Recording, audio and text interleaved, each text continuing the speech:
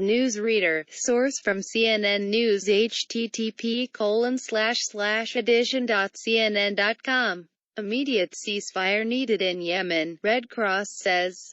CNN. The Red Cross on Saturday called for an immediate 24-hour ceasefire in battle-torn Yemen, saying many more people recently wounded in airstrikes and ground fighting will die if not tended to soon.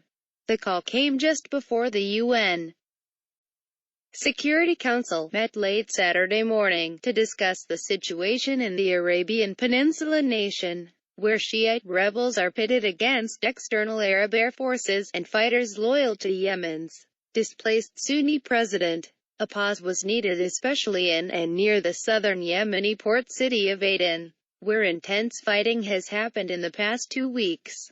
The International Committee of the Red Cross said food, water, medical items and personnel need to get into these areas, the group said. Otherwise, put starkly, many more people will die. For the wounded, their chances of survival depend on action within hours, not days. Robert Mardini, the ICRC's head of operations in the Near and Middle East, said. Another Red Cross official said, people are running out of food, water and fuel. Medical supplies need to be here yesterday. The situation is difficult, said Mary Claire Figali, a spokeswoman for the ICRC, who is in the capital, Sana'a. We need to save the lives that can be saved. Meanwhile, residents of Sana'a witnessed the fiercest Saudi strike since the air assault started last week. Military facilities, including 2 bases within the city limits, have been targeted.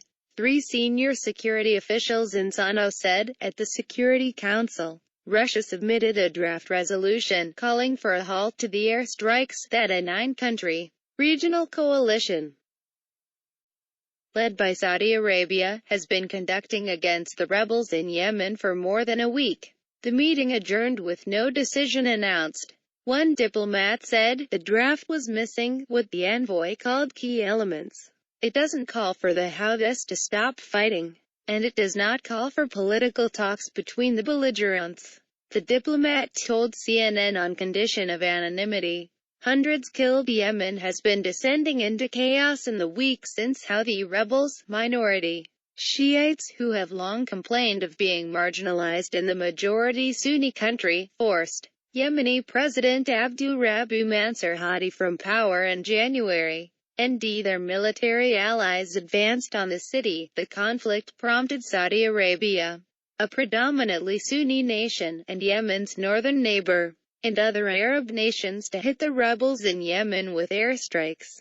A Saudi source told CNN that special forces supplied weapons and communication equipment to Yemeni fighters in Aden loyal to Hadi. The Houthis were retreating from areas in the center of the city, including the presidential palace there. The source said, please subscribe for update the latest news around